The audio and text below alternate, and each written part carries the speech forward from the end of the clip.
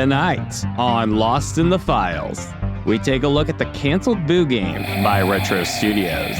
This game has hid from the press for years. It's time for it to come out to play.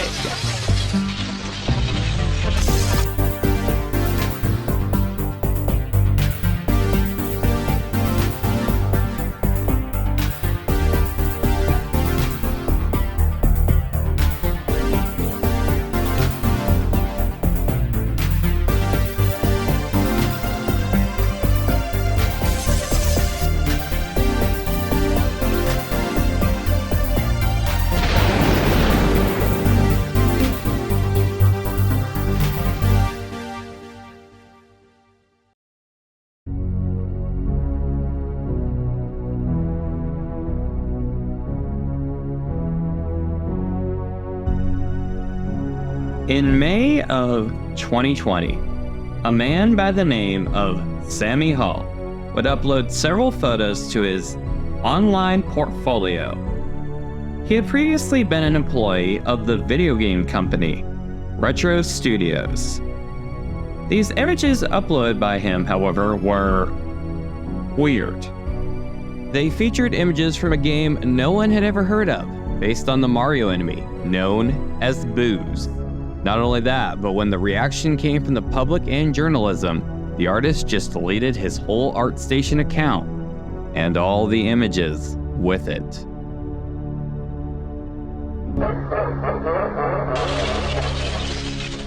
Leaving a bit of a mystery behind him. What was this game and what was he so afraid of? So for those unfamiliar, the Boos first appeared in the 1988 classic, Super Mario Bros. 3. These shy but lethal ghosts would quickly become a quirky mainstay in almost all of the Super Mario games. From sports to parties, there's always more than a ghost of a chance. You'll see these spooky creatures terrifying the innocent of the Mario franchise. Which makes them ideal for a spin-off. Would you believe that they almost got one? And by an American studio?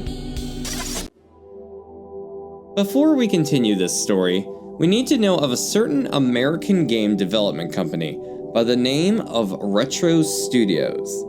Originally founded in 1998 in Austin, Texas, as a collaborative effort between Nintendo and Iguana Entertainment founder Jeff Spengenberg. Jeff's company had previously made an adult-aimed video game called Turok for the Nintendo 64. The goal was for Nintendo to fund this new studio, in hopes of having them develop more mature games for their then upcoming system, the GameCube. Over the course of their existence, Nintendo had lacked a strong lineup of games aimed at older players. They seem to be looking for a change. One thing that has not changed is Nintendo having a history of being very protective of their brands. To put it lightly, there have often been some complications in having studios outside of Japan handle their intellectual properties, which makes it even more bizarre that they wanted to work with an American studio on more mature games. Nintendo is very protective and wants to maintain a level of quality. It's understandable that they could fear how a different culture could have different values or tastes that might not align with their hopes for their image. Up until recently, they had been hesitant to approve of Hollywood adaptations of their games and even rejected the idea of doing a Super Mario Bros. Comic written by acclaimed and successful Sonic the Hedgehog writer Ian Flynn of IDW and Archie. While this might come off as strange to be so hesitant to approve of these adaptations, they are far from the only company to do this.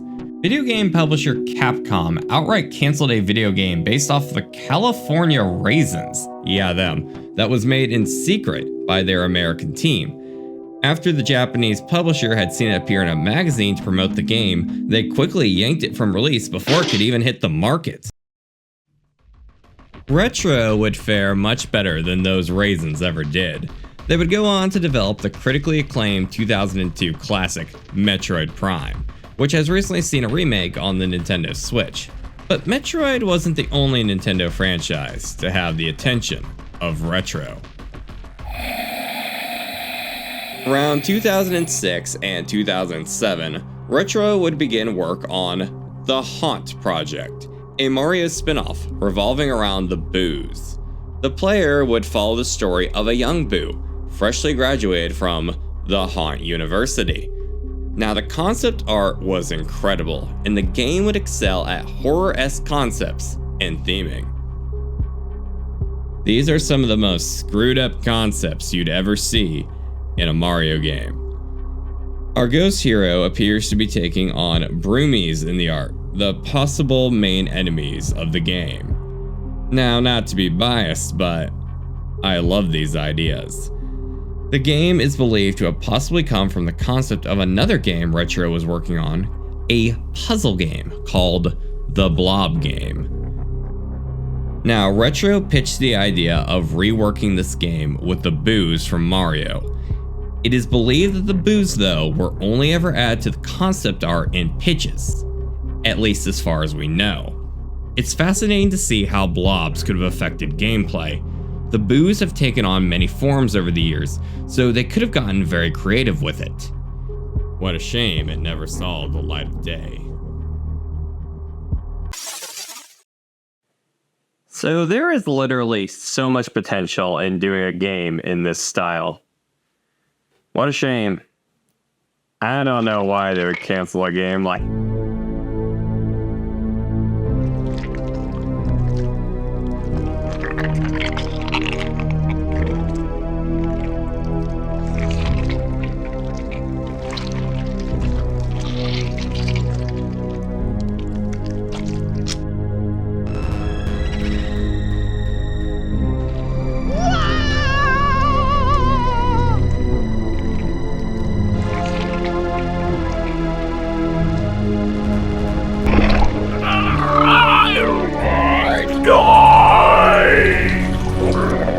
It's not over yet.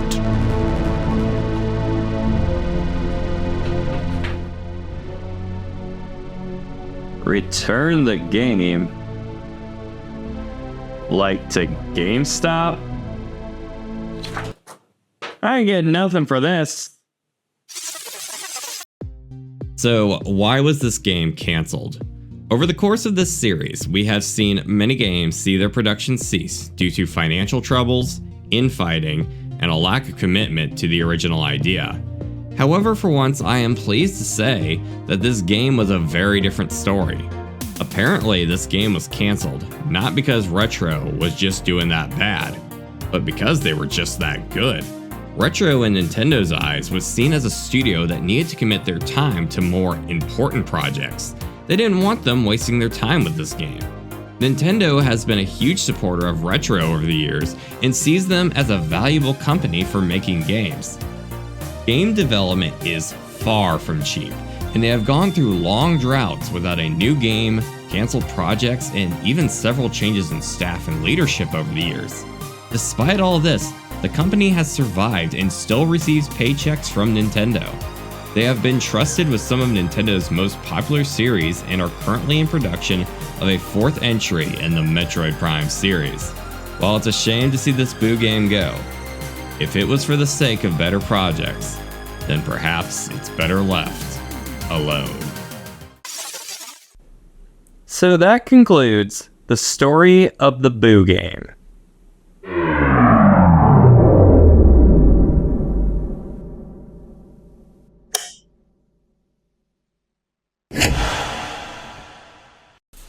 The generator usually catches that.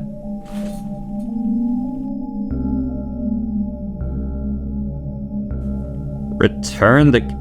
For the last time, no. We've acquired many different games that were canceled over the years.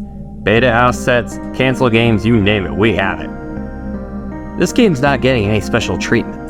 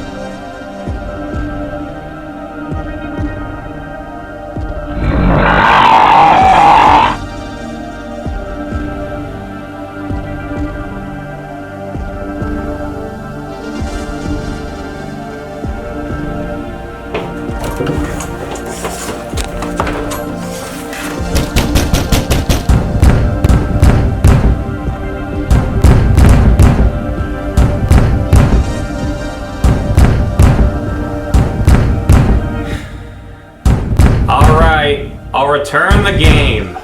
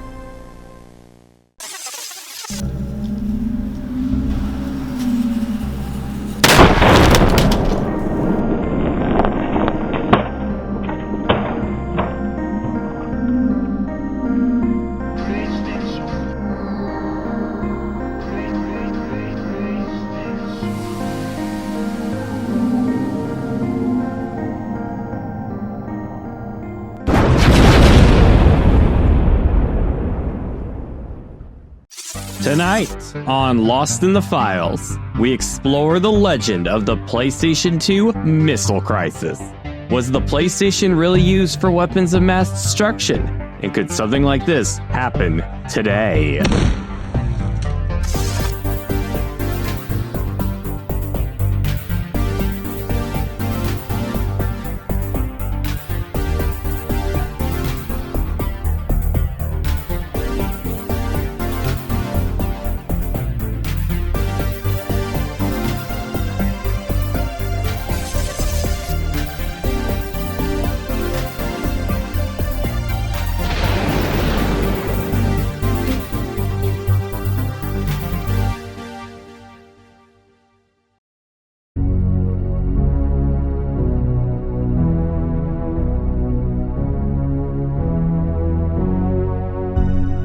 During the iconic launch of the PlayStation 2, a mass shortage of systems produced would anger the buyers and suppliers eager to get their hands on the hot new item of the holiday season, in what many news outlets would report as a component shortage.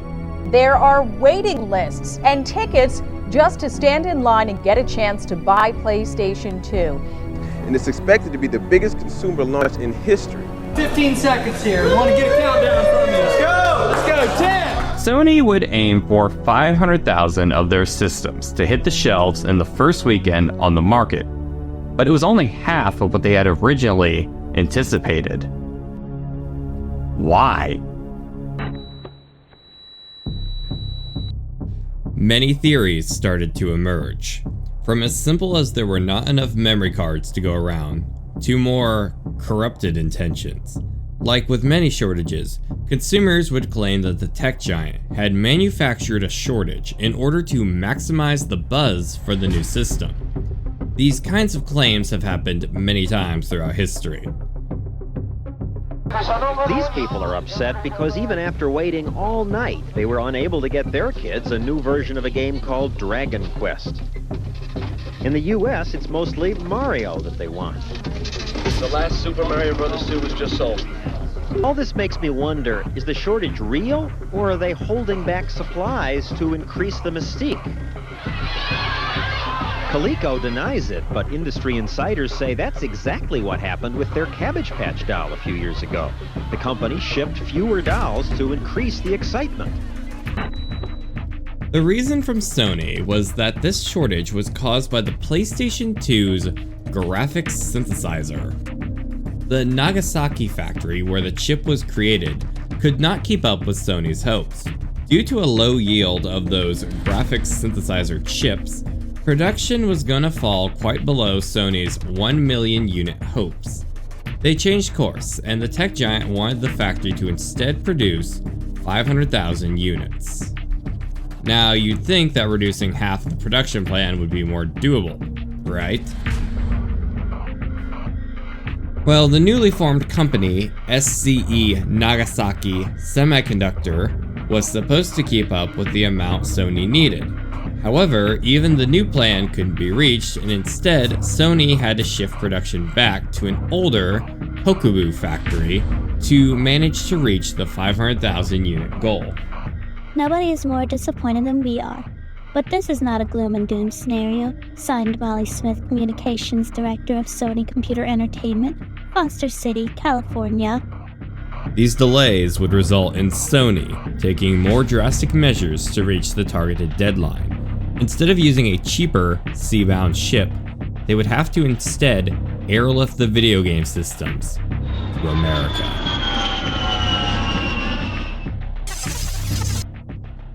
So that was it, right? That was the reason that the PlayStation 2 was barely on the store shelves come the holiday of 2000. Perhaps it was even the reason that in 2003 and 2004, there were further system shortages. At least that was the official story.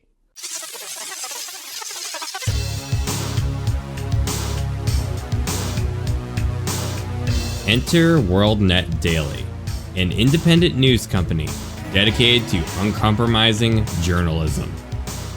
WND would launch an article on December 19, 2000, and they would report, both the U.S. Customs Service and the FBI are investigating the apparent transfer of a large number of Sony PlayStation 2s to Iraq.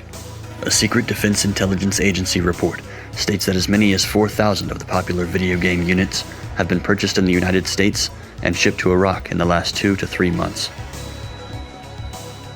When I first saw this report, I was highly skeptical. So, I did some checking with computer experts I know within the Department of Defense. From what they tell me, bundling these video game units is very feasible. Now, there are special procedures in place to prevent buying computers and such on the black market. Well, the Dom found a loophole. Few government agencies are investigating the purchase because the PlayStations can be bundled together into a sort of crude supercomputer. In this technological age where factions constantly seek new ways to develop weapons and bypass regulations, why not utilize the power of something such as the PlayStation 2 and transform it into a supercomputer weapon of mass destruction?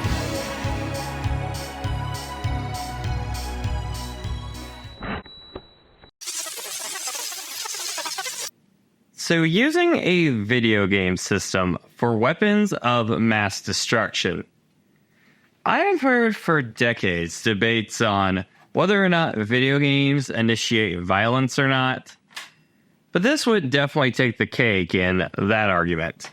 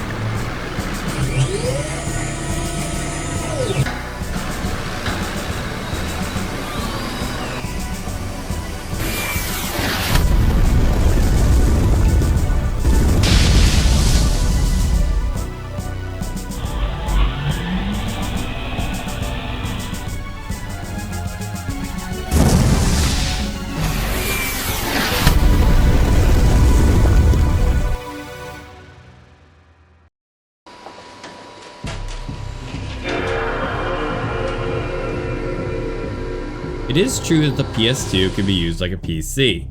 Linux was introduced for the PlayStation 2 in 2002. The hard disk is already installed on the machine. Use what's in the kit and bingo, you have a supercomputer. Now, the United Nations sanctions prohibit the sale or transfer of virtually all types of computer hardware and technology to Iraq.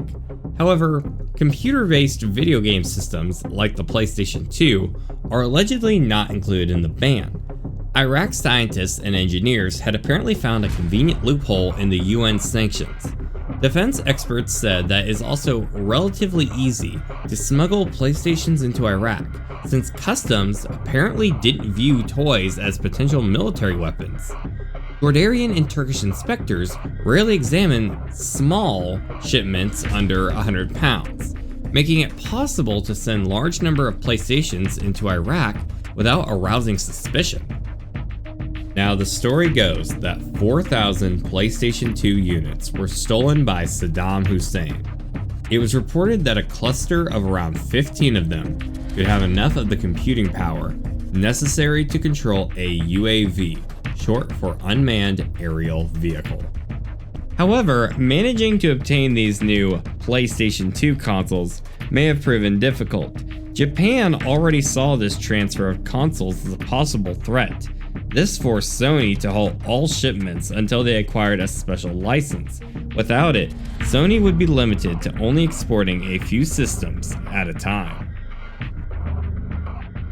We have mixed feelings, as our efforts to produce a game console of the highest quality resulted in legal restriction.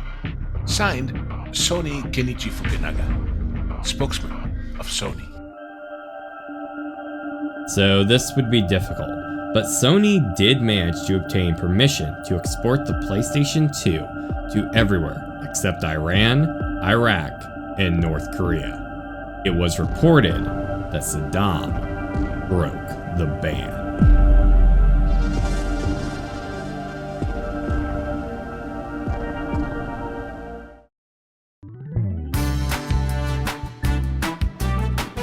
Oh my gosh, I love next level gaming. These are the games of the future. I managed to get the PlayStation 2 before anyone could find it. These are all mine now, except the ones that I'm gonna resell. Take that, suckers!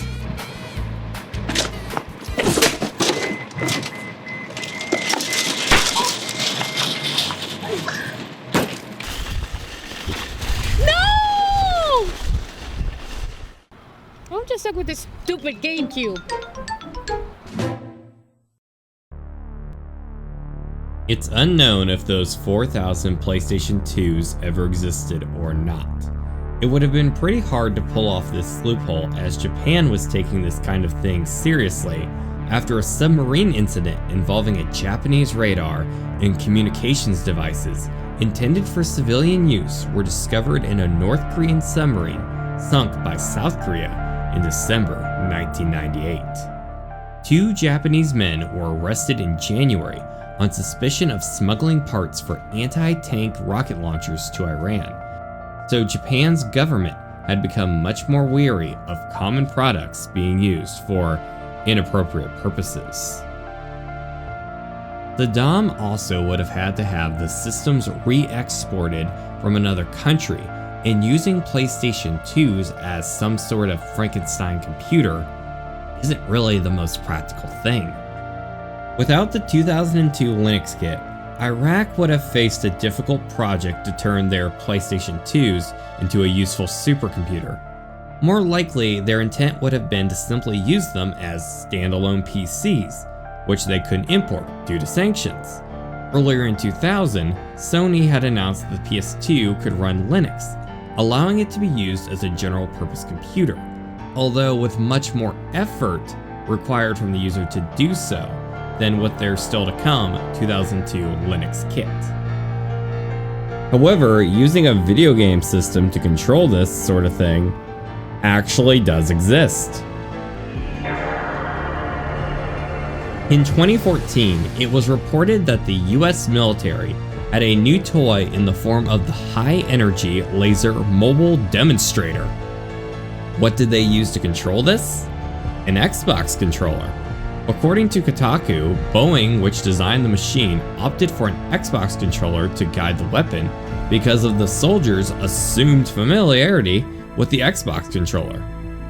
In 2010, the US Air Force managed to connect 1,760 PlayStation 3s to build a supercomputer. Another one of the PS3 supercomputers led in the cryptography contest and became, at the time, the 33rd most powerful supercomputer in the world. It was said to be very energy efficient. Even the Wii was used. Scientists from the Idaho National Laboratory teamed up with the engineers from the US military and iRobot to develop novel ways to control military robots. They managed to get the robot to be controlled with a Wii remote.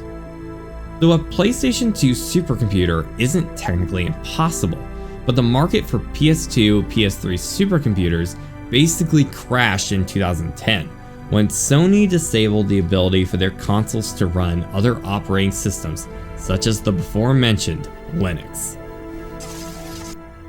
Perhaps the PlayStation superweapons never existed, but that would definitely be for the better. Technology is a strange thing. It can be used for some of the most awful creations, but perhaps even some of the most divine. Take care of yourself. I'm glad this story is likely fake, because I would rather sign a treaty of peace than a declaration of war. Take care.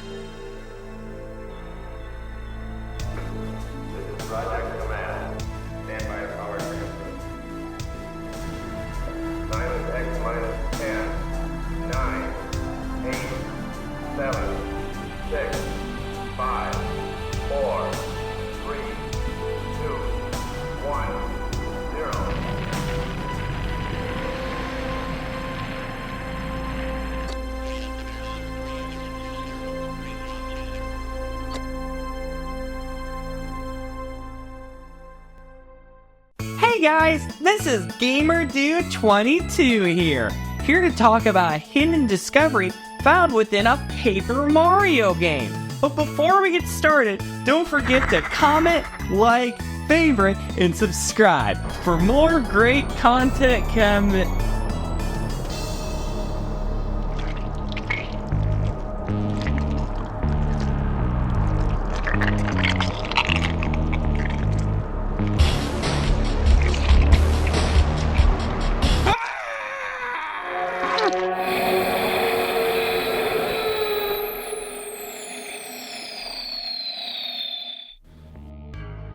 Man, I didn't realize being a gaming YouTuber could be so dang hard. I guess I'll cover this mystery like I usually do, by saying... Tonight on Lost in the Files, we dive into the legend of an unknown discovery hidden deep inside a Paper Mario game. What secret was never meant for human eyes?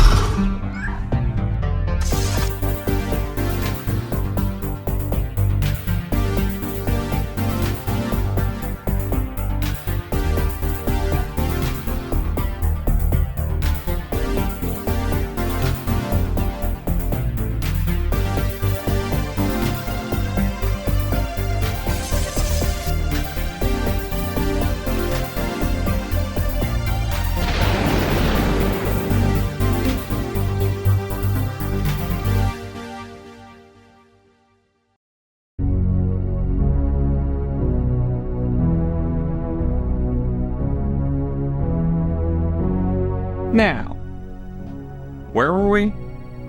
Ah yes, in 2018, a mysterious video surfaced of a bizarre discovery found deep within the data of a Paper Mario game on the Wii. Strangely, the channel where these videos originated from would upload 2 videos, and then never upload again, leaving the channel abandoned. The story of this mystery begins with the release of Paper Mario in 2001. For those that never took arts and crafts in school, Paper Mario was a Mario spin-off game, being one of the last games actually released on the Nintendo 64. The concept was to have this big immersive world that looks like a pop-up storybook land, complete with colorful worlds and charming characters. The game was memorable and cute. The series would evolve and take this whole paper aesthetic further with its sequels, having Mario transform into objects such as paper airplanes and a literal roll of paper. The games would receive critical acclaim over the years for their originality and fun, despite some questionable decisions in some recent entries, which resulted in major fan and critical backlash for staying untrue to the series' roots. But let's not get sidetracked. We have a mystery to talk about, and it relates to the third game in the series, Super Paper Mario. Allegedly, there is a hidden game that no one has ever played, hiding deep within the files of Super Paper Mario. Not only that, but it is said that this secret is only in the Korean version of the game overseas. Plausible, but far-fetched. I have my doubts about this. It seems as likely as the old, "my uncle works for Nintendo" meme from recent years. Besides, where am I even gonna get my hands on a Korean copy of the game? Thanks.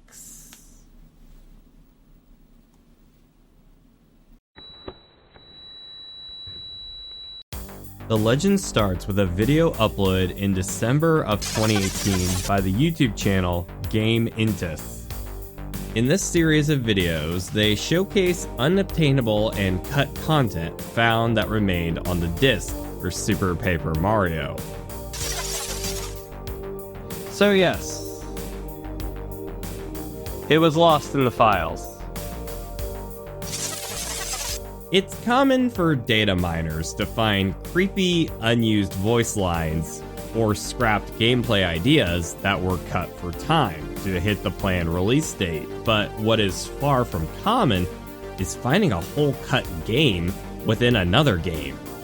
But even the movie Inception didn't have anything like what Creepypasta had discovered and would soon show the world. In the files, a beautiful land was found for Mario to explore. It ranged from a field to a forest, but inside this land lay unique inhabitants to this world. Cats. Why are there cats in my Paper Mario game? 4 of them, in fact. The cats each have a different look. Some are much too detailed to fit in the Paper Mario universe. There is a blue one that seems to fit, but the others have far too much detail on the fur to be from the Paper Mario franchise. So, where are they from? There appears to be a 5th one. According to file data that indicates that this is likely the player's character, a white cat with a very cool art style, matching a lot of the more detailed ideas seen in other cat designs. Once again, why are there cats in my Paper Mario game? I mean, Paper Mario is a very strange franchise. You can't just take any game out there and yank it into the series. Can you?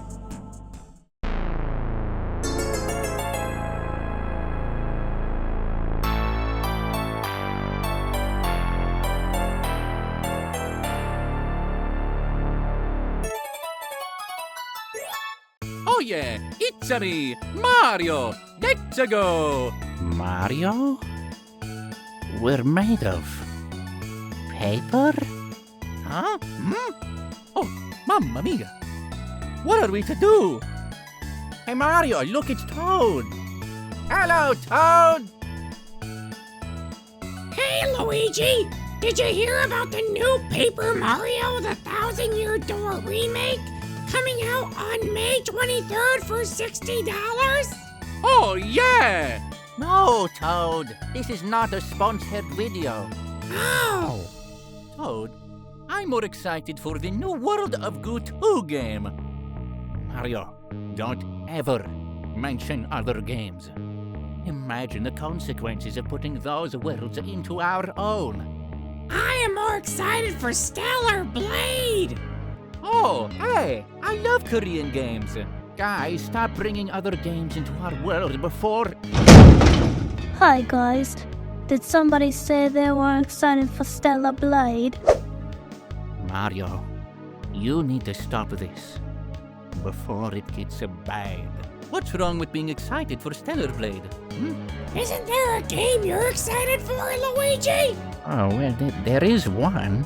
Which game? Ah, well, it's Elden Ring Shadow of the Earth Tree.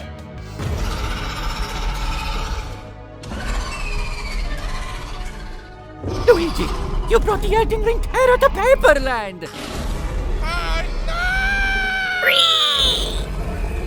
The burning! Oh, mamma mia. What a crazy dream. I need to not eat all those mushrooms before bedtime. You have the dream again, Mario? Oh, mama!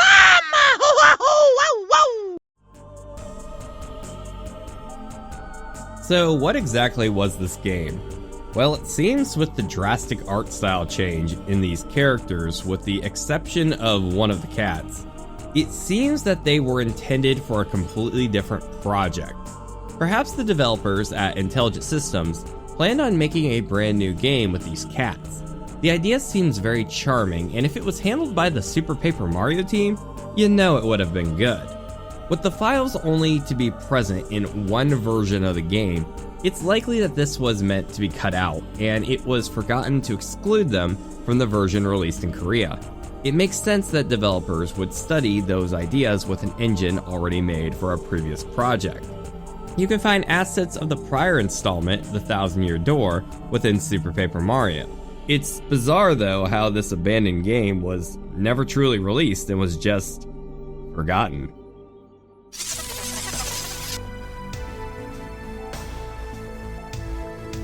History of Nintendo information can be pretty tight-lipped. Thankfully, we have had loads of info over the years, despite the culture. However, this is unfortunately one of those cases where we truly don't know what this game was. Who knows? Maybe one day the story will truly unfold to show us what answers lie, lost in the files. Have a great night.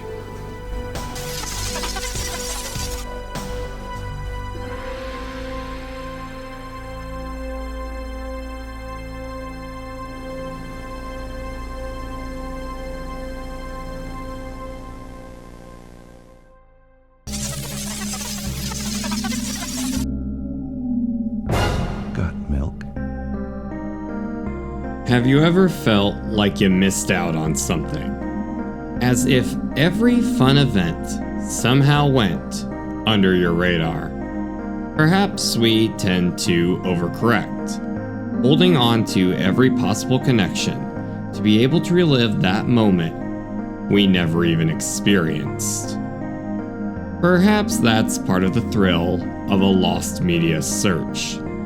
The legacy of a medium goes beyond the end of its run, just waiting to be loved again. Nostalgia can often be seen as blinding, but on the other hand, perhaps it's the key to the gateway of learning how to live again. Something's gone wrong in the happy-go-lucky world of Nintendo.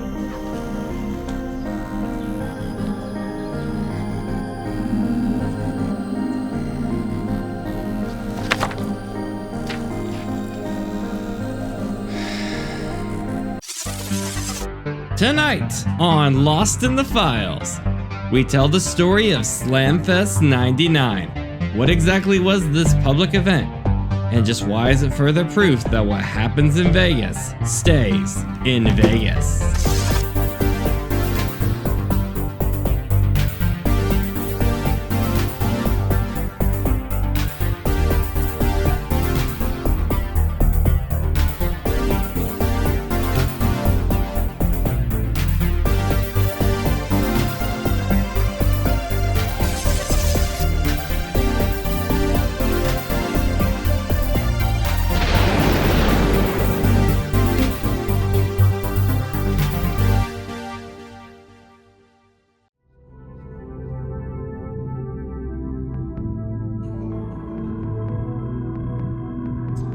In 1999, a commercial would air across American television, advertising this new video game called Super Smash Bros. Little was known at the time. that this series would become one of the most successful video game franchises of all time, featuring many iconic characters from Super Mario, The Legend of Zelda, and Steve from Minecraft, all in a battle to reign victorious. The humble beginnings of this series started out on the Nintendo 64 and featured many recognizable Nintendo characters from Mario, Pikachu, Yoshi, and Donkey Kong. In order to advertise the game, a commercial was launched as part of a mass marketing campaign.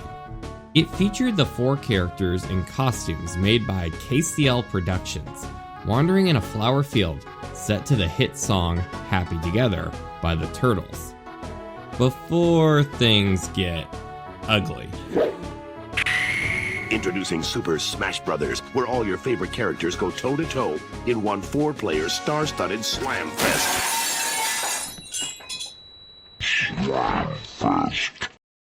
However, what many don't know is that the rabbit hole goes deeper on these costumes. Originally, in 1999, in order to advertise the game, Nintendo of America would host a live event in nowhere but Las Vegas, Nevada. The alleged City of Sin would host Nintendo's mascot characters duking it out in a massive boxing ring for all to see at MGM Grand Adventures theme park, a little over a year before it would close. Everything was set for a hopefully big success to promote the game. From kiosks to DK plushies, they were ready for the big event. And then things got kinda sorta not good. In today's Fox Files, the Columbine high school shootings have brought a controversial issue back into the spotlight. Do violent movies and video games push teenagers into acts of violence? Some experts, including one of the guests we'll hear from in tonight's Face Off, say the media is actually training kids to kill. Duke Nukem, a bestseller in a genre of video games known as first-person shooters that put you behind the pistol grip. Click the mouse and... The world was forever changed when Eric Harris and Dylan Klebold carried out the Columbine Massacre on April 20th, a whole 6 days before Slamfest 99 was supposed to take place. The media reacted in many different ways, with many scenes of violence and graphic depictions being censored in many forms of media at the time. However, now, the main form of entertainment under the public watch were violent video games. Eric Harris himself had made mods of the video games Doom and Doom 2. Now, the media was keeping a close eye on whether violent video games could initiate violence or not. We ought to think twice about the impact of ads for so-called first-person shooter video games. And here's one that the most unbelievable of all that says, kill your friends guilt-free. So video games were pretty much the new satanic panic. There were a lot of controversies relating to the video game violence, and many companies had to adapt in order to deal with these issues.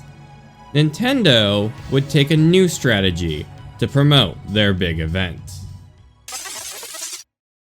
Good morning, folks. It's a beautiful day for a fight. Nintendo legends from all around the world are coming together for a live performance that will never be forgotten. From the Sacramento Bee, in today's news, Polygram Merchandising Inc. is being sued for selling unauthorized t-shirts of the Spice Girls. But in an even more bizarre story, in a star-studded affair, Nintendo legends Donkey Kong, Mario, Pikachu, and Yoshi will appear at the MGM Grand Adventures theme park, hotel, and casino in Las Vegas this Saturday to unveil Super Smash Bros. A photographer from the Associated Press will be getting photos of the event. Nintendo would elect to limit the scope of promotion for the event deliberately. In wake of the video game violence controversies, it would rely instead on magazines and words from the media to help promote the event. A total of 6 members from the media would be in attendance. However, this event was notable for another interesting way Nintendo would show the world their now almost underground event. An online live stream in 1999. Yeah, it was possible. Everything was ready to go. From 11 a.m. to 1 p.m., at a half hour into the event, the brawl would begin. Ladies and gentlemen, in all my years of commentating fights, I've never seen an event anticipated quite like this. In a few seconds here, we are about to witness the legendary Slamfest 99! Mario and DK are about to throw the first punch.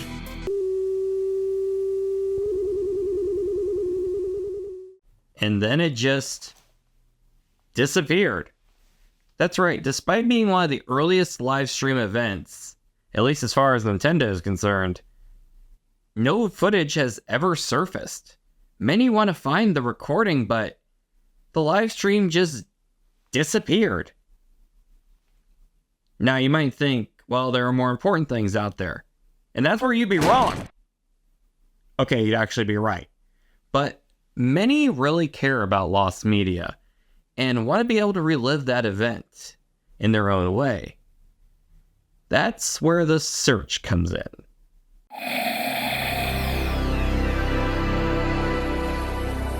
The 17-minute long fight was live-streamed via Real Player G2 and would allegedly be spread around on some piracy sites in the early 2000s. Despite the recording, the only thing that remained were pictures from the event. Mario and Donkey Kong would start the match. Donkey Kong, being much larger than our favorite plumber, quickly took Mario out. Yoshi came in and got his revenge on the gorilla. Pikachu would come in for the monkey, only to be knocked down by Yoshi's lethal tail. Then, before anyone knew it, Mario went crazy. He wiped out Donkey Kong, Pikachu, and his own teammate Yoshi. Ultimately, the match would end in a crash, which knocked out everyone, resulting in a draw. Everyone's a winner, the announcer yelled. Some traces of merchandise, promotions, and otherwise would surface in the decades following, but no video of the 2 hours have been found online. The lost media search was on. Many take a liking to this kind of search. A lot of prominent searchers who expertise in the media lost the time, such as YouTuber Blame It on Jorge and El Supersonic Q, would be involved in the hunts for the alleged footage. The search had gone from contacting companies who may have it in their live stream archives, such as Golan and Nintendo. The company Golan had organized the event back in the 90s, but after being contacted by the team on the hunt, the company stated that their archives were just too vast, and Nintendo was one of the many companies they had worked with over the years, putting an end to the possibility of that. Meanwhile, the team had searched through various people who ran those old 90s gaming news websites. Yeah, the cool ones you visited on your mom's computer. What a blast from the past. To see if any of those people had somehow saved a copy. They did not. Things were getting crazy. New ideas were considered and even attempted. Perhaps MGM's main cameraman for the event could have saved a copy, or maybe even asking one of the employees who operated a satellite truck. But still, no sign of the footage has been uncovered. Not even a single second of video. To make matters worse, accusations started being thrown around that one of the most prominent searchers had managed to obtain a copy and was deliberately holding it in order to profit off of the search. All this for a video game live stream from the 90s. After many search efforts, it was confirmed by the friend of one of the people who had ran one of those 90s websites that the money-making claims were just a hoax.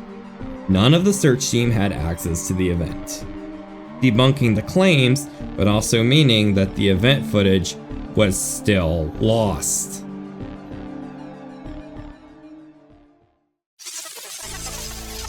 Now, there has always been this looming fear that if a company has this film in their vast archive, that Nintendo could strike a copyright attack against them. But due to the sheer absurdity of this event and the footage's age, it poses just no threat to the company, and it just seems unlikely that they would do that, but you never really know. I really hope those kids that got to experience the event back in 1999 will forever cherish those memories, because until the day comes that the stream is shown to the public, Slamfest 99 will remain lost media. Hey, Paulie, get that last box packed up. It's a wrap. Sir, we ain't got no more room for it no more, sir. Just find a spot for it. We gotta bail. We gotta go film Spice Girls on ice. Spice Girls? Well, hopefully this stays put.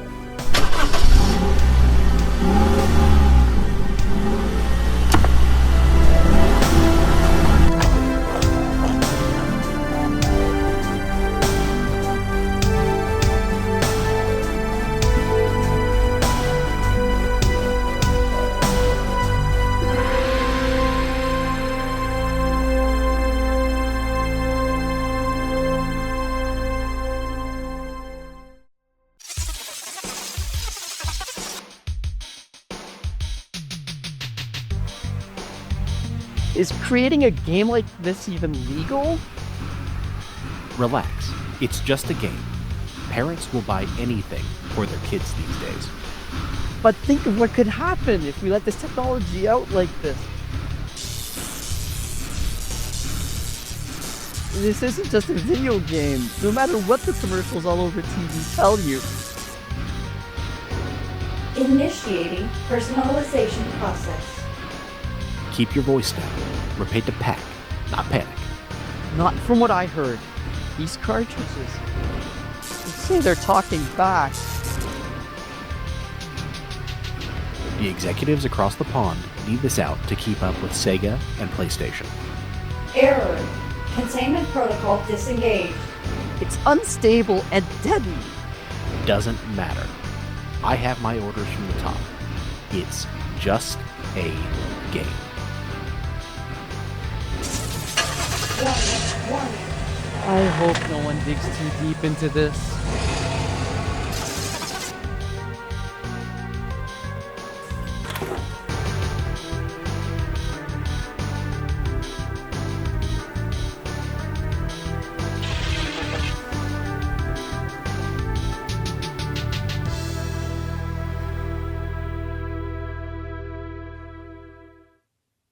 Tonight on Lost in the Files.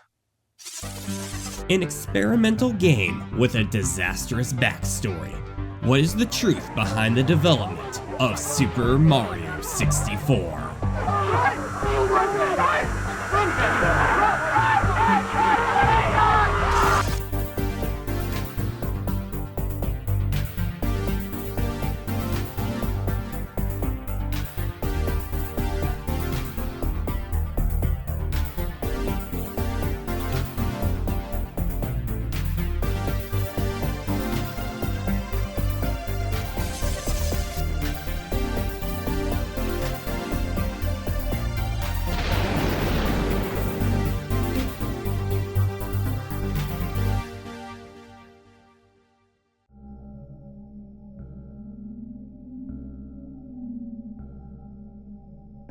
Our story begins in the year 2020, a year that many honestly would rather forget about.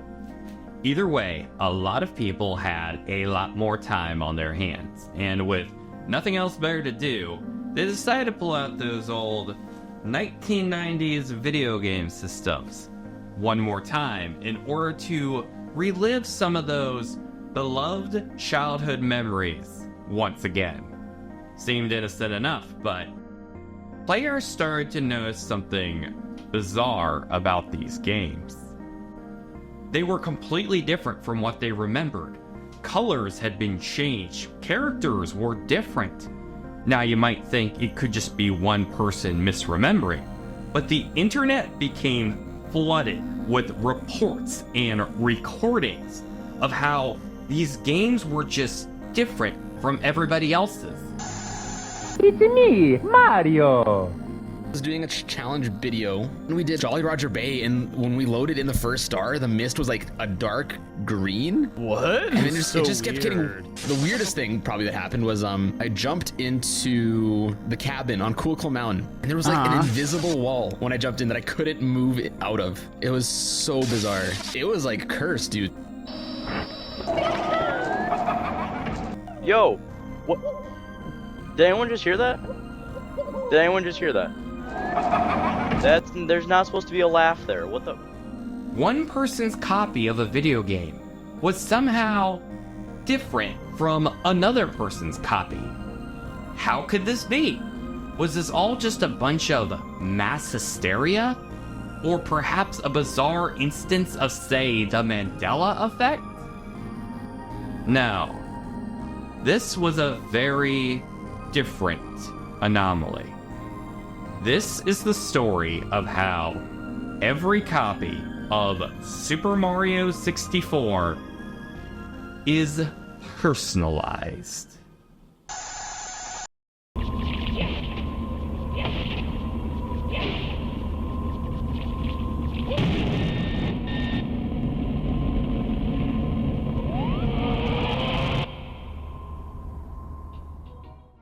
I always think back to this weird thing that happened when I was a little kid. My mom had found this Nintendo system at Sears and bought it so my friends and I could play with it the next time we had a sleepover. Innocent enough, right? The weekend comes and we're playing with the Nintendo. It started out pretty cool with new levels hiding in the castle that I had never seen before. I remember I had a blast with a super cute one where you had to jump around on a giant cake that Princess Peach had baked. That one was a ton of fun, but some of the others, they were creepy. I loved Super Mario 64, but the game was a little weird in a few places. I remember this one level I always got stuck on as a kid. Mario had to navigate through an area totally submerged in lava. I mean, like there was fire everywhere. But not falling into the lava, that wasn't the challenging part. The challenge came from there was this big dragon creature that would come out of the abyss and attack Mario. Now, some 25 plus years later, I go to look it up, and it's like no one has even heard of this. It's something that never happened to them. It sounds impossible, but it seems like it was just personalized just to torment me.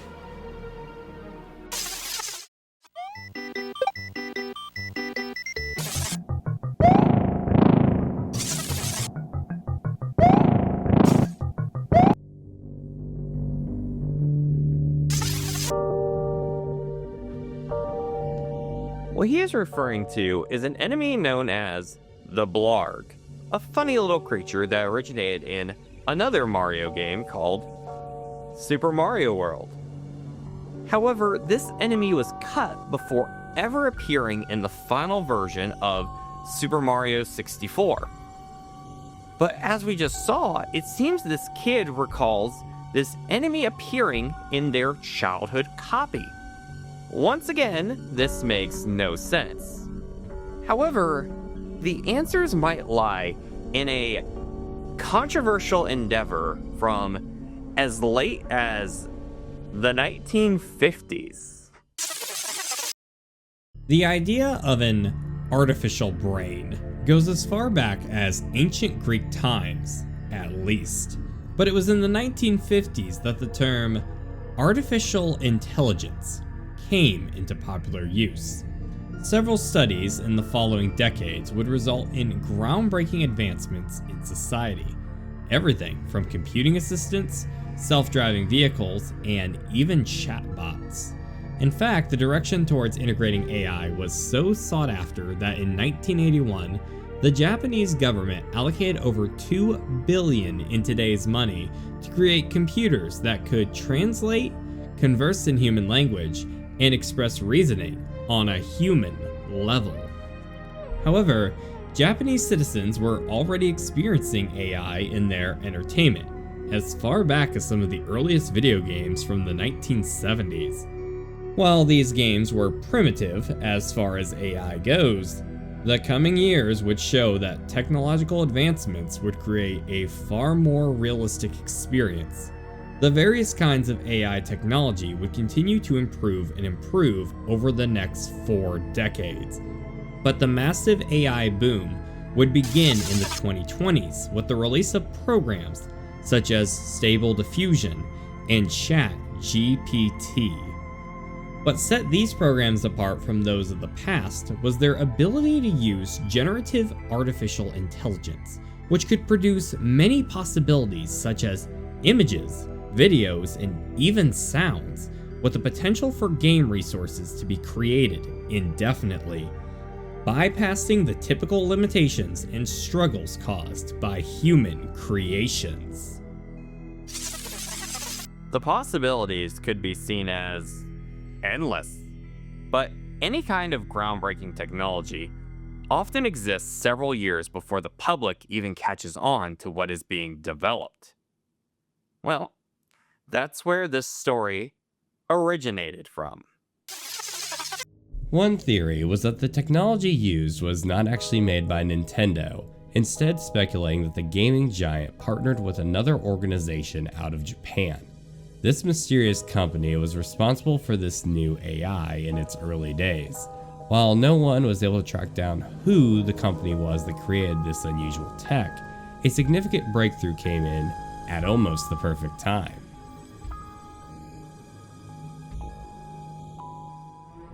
Going by the alias of Steph, a researcher uploaded a full-blown video on his findings for the mysterious AI used for the creation of Super Mario 64. You may have seen this picture that's been making the rounds lately. It lists uncommon information about Mario 64, ranging from relatively obscure Easter eggs and glitches to abstract and esoteric information which is definitely new to you. You may have also seen other material depicting elements from the game you don't quite remember being there. This is because, during the creation of the game, an experimental AI was used in the flashing of each cartridge's memory. The smallest of code variables are indeed variable. They alter from copy to copy. Put simply, his findings showed that every copy of the game was created to be personalized to the individual player, with the AI adapting from their playstyles and their inner desires.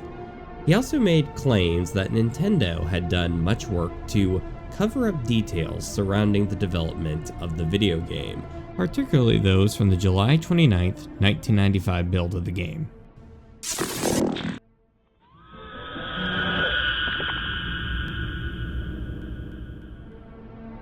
the most concerning of these recent discoveries is that of the side effects on those who have looked into the pre-release versions of the game. The beta contains more obvious clues towards the personalization of copies, clues which have since been hidden following the game's release. Silicon Graphics, defunct as of 2009, was a company which produced computer hardware and software. Their collaboration with Nintendo started in 1993. A notable product of this collaboration is the Reality Coprocessor, a GPU which was used within the circuitry of the Nintendo 64 console. While he did not identify why the technology was made in the first place, he did uncover that the AI was very dangerous. Playtesters had said to even experience side effects such as symptoms of strokes, seizures, and even parasomnia.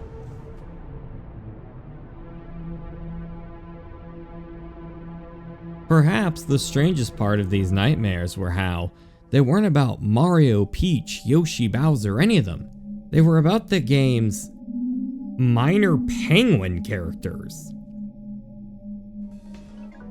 An absurd and unexplainable detail which has occurred to all those who have researched the beta is that they have all had dreams containing the game's penguin characters, specifically as they had appeared in these pre-release versions. A shared piece of advice from those who have researched the beta is to ignore the penguins that approach you in your dream. Look right down towards your feet and try to ignore their presence. If you see or hear them in your dreams, they will talk to you for up to a day. Their voice has been described as horrible, harsh screeching. Those who have encountered these figures within their dreams have noted that they suffered intense and sometimes painful headaches for at least a whole day. Then why did they put them on the Frosted Mini-Wheats box? That's right. The folks at Kellogg's backstabbed all of humanity. Either that or these penguins somehow got to them too. It's spreading. Every bizarre instance seems to connect to one another. Somehow, an experimental AI was used during the development of Mario 64, allegedly. There are countless videos out there, but sifting through them all would take ages. There's a smarter way. Every mystery traces back to the one date where it all began. July 29th, 1995.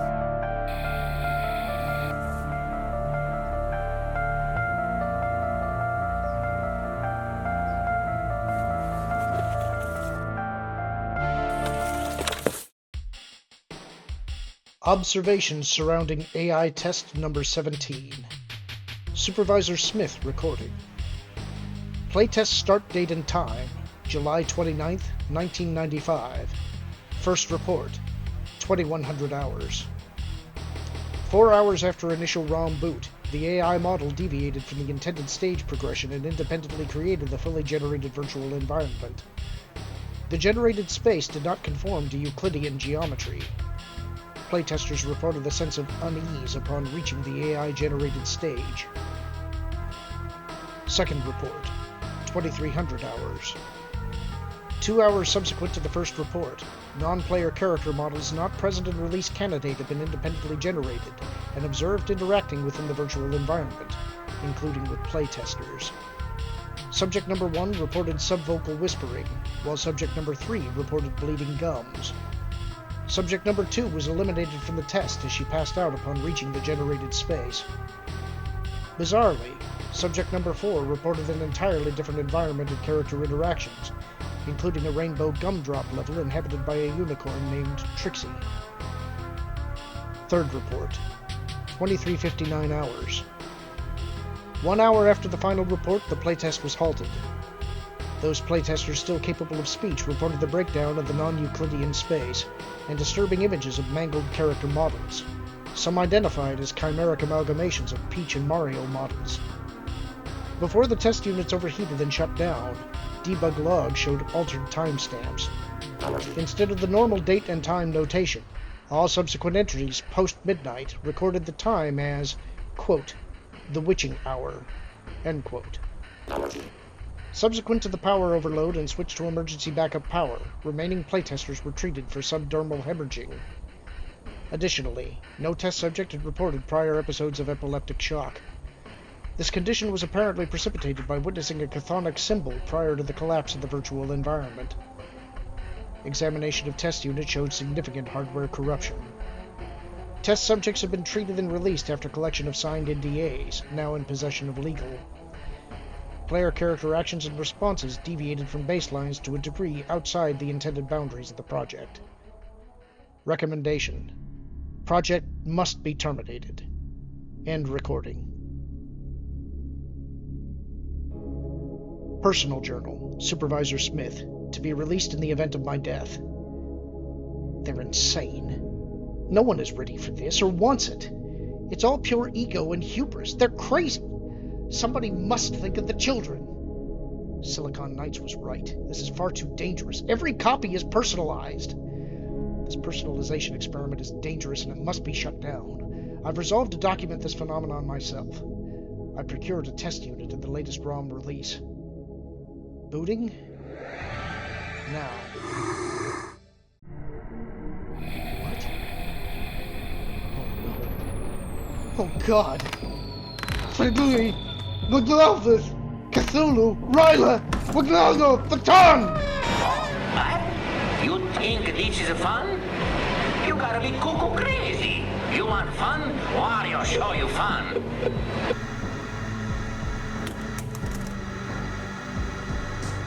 This nightmare, coming from the depths of a digital hell, is called the Wario Apparition.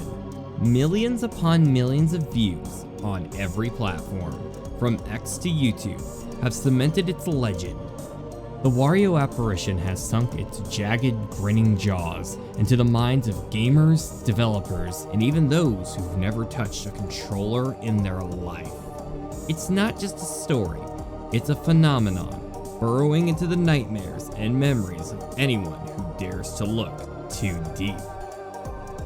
Picture this, you're playing a unique copy of Super Mario 64. The music hums, familiar yet wrong.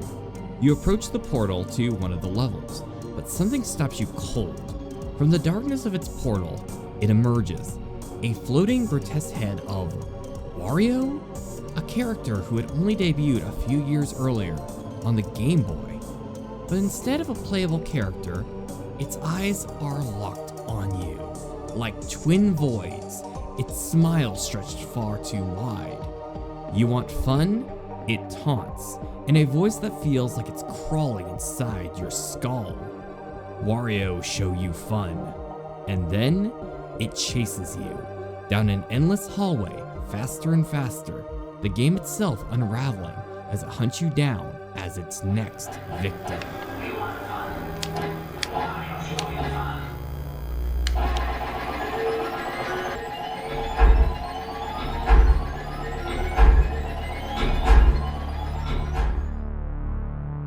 While this may be deemed comedic out of context, it's believed that its creation comes from the game using a player's subconscious desires to play as Wario in the game. But instead, it creates a horrible abomination of incomplete terror. Reports from playtesters, developers, and even players who got their hands on rare, early release copies of the game tell a chilling story.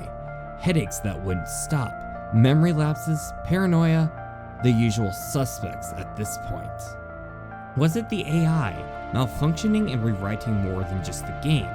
Or is the Wario Apparition something more, perhaps similar to the legend of a tulpa, a theoretical thought form born from the collective fears of millions, given life by a cartridge that knows you better than you know yourself?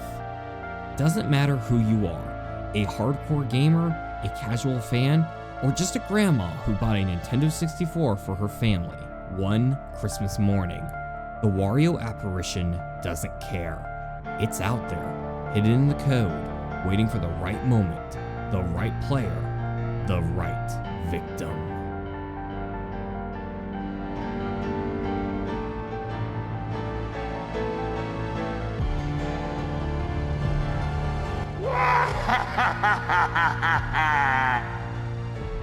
You want fun? Wario show you fun. So grab your favorite stuffed animal, because evidently we're in the end times. But this can't be real, right? We've had some crazy mysteries in this series, but this is just pure insanity. Like, how could every copy of Mario 64 really be personalized? There's so much evidence out there. Could there be some truth behind all of this that could explain what is really going on? Well, I decided to do some digging.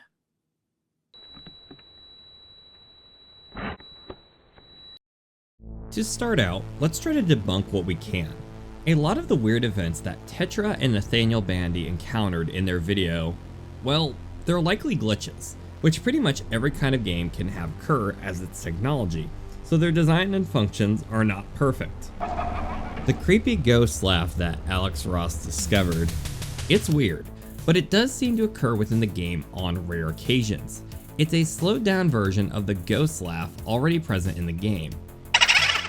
It's a strange event, but doesn't mean his copy is different from everyone else's. Now, it is valid that not all events are unique, as some have reported similar events between game copies. However, many of the images come from edits of the game, made to look like there's something more going on. However, there are literally hundreds of videos across the web on personalization instances. An individual requires much more talent than some Photoshop skills to pull off an event on this scale. One man, nor one group, could be behind everything, right? Well, all these videos had to originate from somewhere. And we found the source. Hundreds of videos, hundreds of pictures, all seem to go back to one small group, with the one behind perhaps the most notorious theory, going by the fitting name of the King of the Internet. I never made that image. I was just the guy who, wrote the 4chan text post about it. But I do know the guy who did make it. Genesis_1993. He started by modeling the Wario head and the weird-looking Mario. And then he made the background by just editing together a room because he was too lazy to model it. In an interview they did as early as the summer of 2020, the King shared that while he had not made the famous image, he had written a story about this ghostly floating head. He took inspiration from those unsettling CGI promos from the 90s. And I saw the Wario Apparition, and then I saw the Focused on Fun, little image. I noticed something about early 3D models. Early 3D just has this uncanny valley, effect to it, where it just looks just a tinge out of place. However, he had a bigger secret to share. I know you didn't necessarily ask for the story behind the personalized copies, but you know what? And it's close enough. And since I also wrote that, I think I'd provide some insight for that. So, every copy of Mario 64 is personalized. I wanted to exploit the Mandela Effect-esque phenomena of Mario 64 because you hear all of these stories about people remembering being able to do things when they were younger in Mario 64, but they can't now. And so the fact that every copy is personalized is just it sounds crazy at first, but then you look more into it, it just slowly starts to make more and more sense the deeper you go, and all of a sudden, boom, you're in the rabbit hole. While we could not identify who made the original chart of Mario 64 mysteries, often referred to online as an iceberg, which included the idea of every copy being personalized, we know that the King of the Internet and several others drew inspiration from the original concept. But what about Steph and his AI claims? He made a whole documentary revealing everything going on behind the scenes. Well, the footage is convincing, but the reality is that Steph worked with the people behind every copy personalized. He wasn't some rogue whistleblower, he was in on everything. Present hacked versions of the game and throw in some theories about the universe, and you have a convincing hoax. He made a great video though. But why do this? None of them seem like they intended any harm. They all seem like pretty chill guys. Was it all just to mess with people and ruin their imaginations? Well, no. It was actually quite the opposite. While I can't speak for the belief structures of everyone involved, the amount of videos still coming out years later speak of a greater society trend. The creations of the many involved in this hoax led to hundreds of copycats. A lot of the people made these videos not to fool the world, but to just get in on the fun. So a bunch of people wanted to jump on the bandwagon and make their own scary videos. I gotta say, it's distinctively charming. It's a lot like taking an old ghost folktale from way in the past and making your own horror film based off of that concept. I think that's pretty cool. It is really interesting and cool, and how it's brought together a bunch of really talented people. in this community. It's pretty cool to be one of the founding fathers of it. Some of even the earliest YouTube videos were actually showcasing ROM hacks of Mario 64. These hacks people make change colors, modify areas, and even create new levels. The number of videos can make it look convincing, but as the saying goes, don't believe everything you hear on the internet. And this message has been brought to you by someone on the internet. Life is strange, isn't it? Warning, warning. Video game subject has escaped into the dark cellars. It's highly dangerous. Here we go.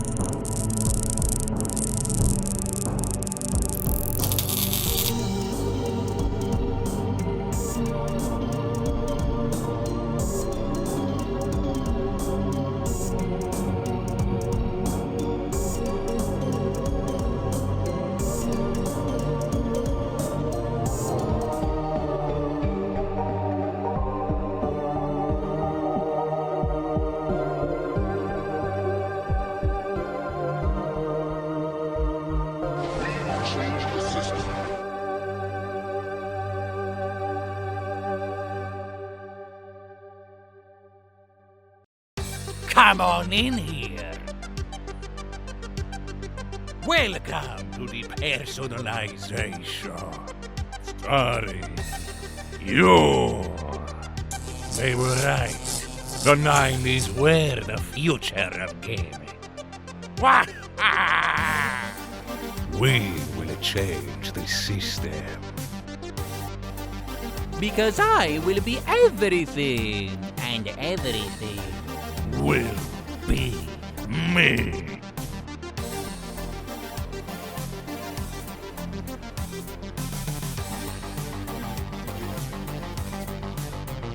Whoa, pal. You're not trying to cheat, are you?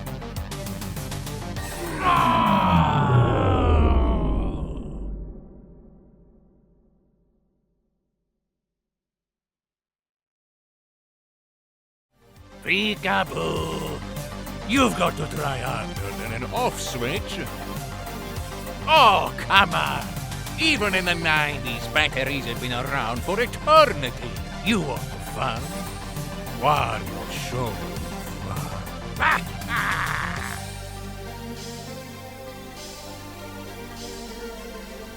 Wait, what are you doing? No, no, no, no, no, no, no, no, no, don't.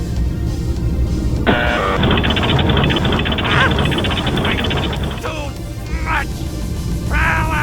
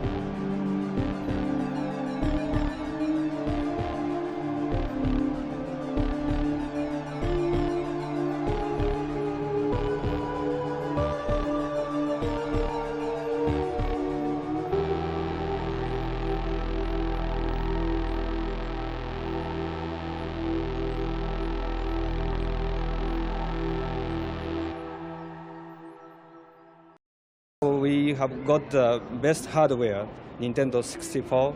We can change the image of game. Which means? We can make the quite different game from current game.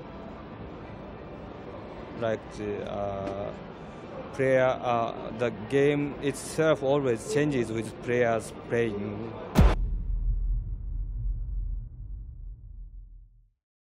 In researching this video, I had a lot of difficulty in deciding on whether or not to include the theory of the Mandela Effect, which proposes that there are alternate universes from our very own, causing false memories to the masses.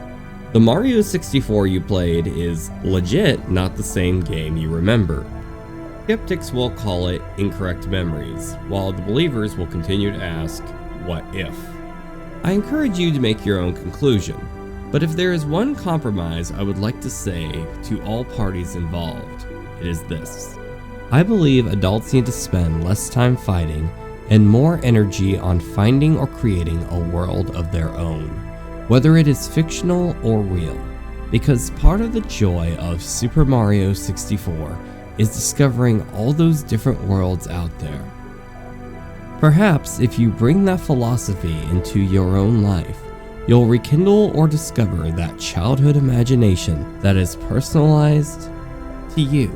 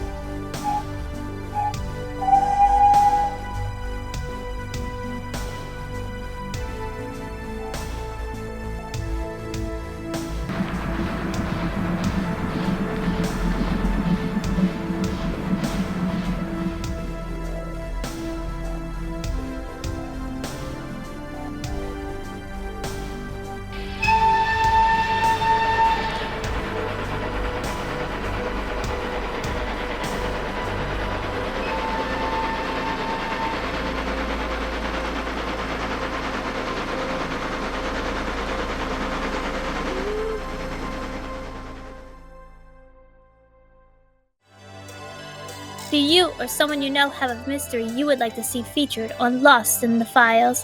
Then reach out to Nolan on one of his social platforms. You can also support the show on Patreon for top secret files the government doesn't want you to see.